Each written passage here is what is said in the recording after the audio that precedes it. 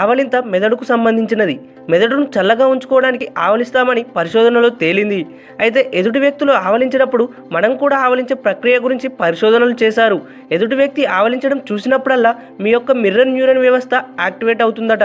దీని యొక్క సంబంధం మెదడుతో ఉంటుంది.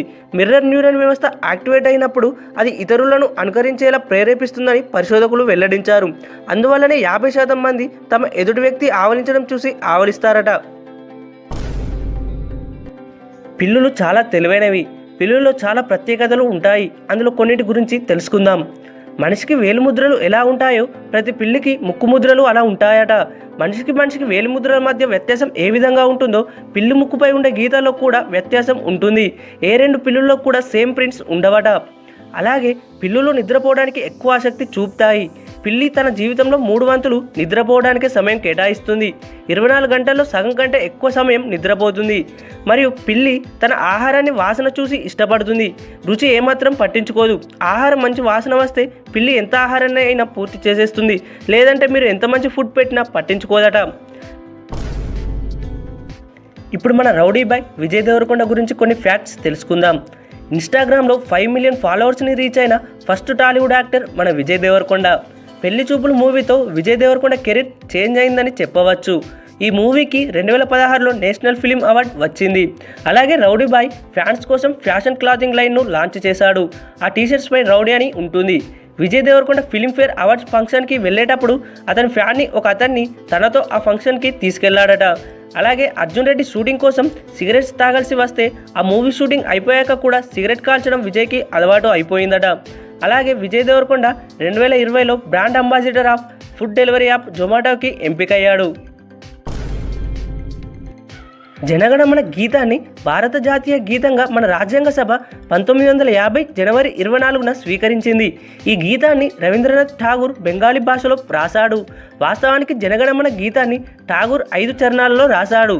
కానీ జాతీయ గీతంగా తొలి చరణాన్ని మాత్రమే తీసుకున్నారు. ఈ గీతాన్ని తొలిసారిగా 1911లో డిసెంబర్ 27న కోల్కతాలో జరిగిన భారత జాతీయ కాంగ్రెస్ మహాసభలో పాడారు.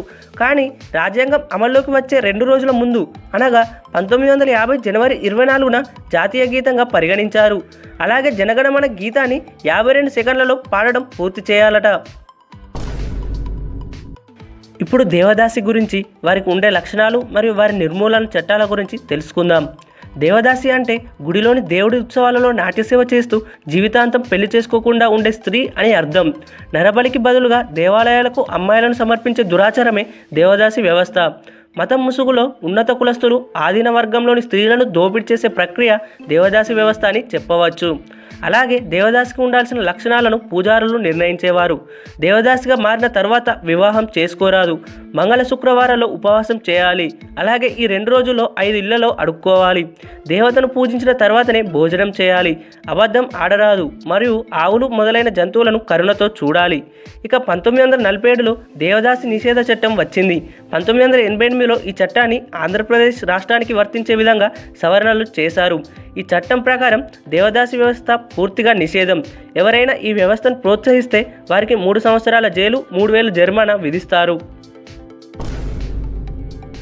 మన జాతీయ జెండాని మన ఆంధ్రుడైన పింగళి వెంకయ్య గారు తయారు చేశారు. అది కూడా ఒకసారి గాంధీ గారే అతనిని అడిగారట, మనకు ఒక జాతీయ జెండా తయారు చేయమని. గాంధీ గారి కోరిక మేరకు పింగళి వెంకయ్య గారు మన జాతీయ జెండాని తయారు చేశారు. అలాగే మన జెండా ఎప్పుడు కూడా 3:2 పరిమాణంలో మాత్రమే ఉండాలి. అంటే జెండా యొక్క పొడవు 3 మీటర్లు అయితే వెడల్పు 2 మీటర్లు ఉండాలి.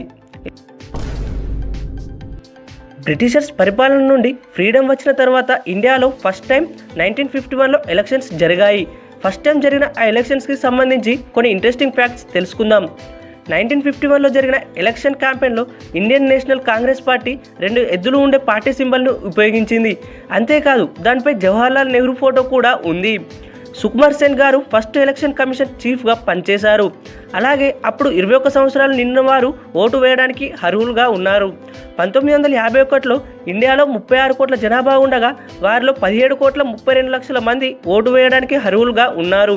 మరియు 489 సీట్ల కోసం 53 పొలిటికల్ పార్టీస్ పార్టిసిపేట్ చేయగా మొత్తంగా 1874 మంది పోటీ పడ్డారు.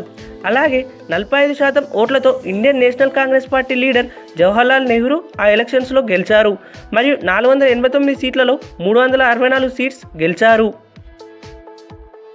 మీరు ఏమైనా ఇంట్రెస్టింగ్ క్వశ్చన్స్ అడగాలనుకున్నా లేదా ఏ విషయం గురించి అయినా తెలుసుకోవాలనుకున్నా కామెంట్ చేయండి.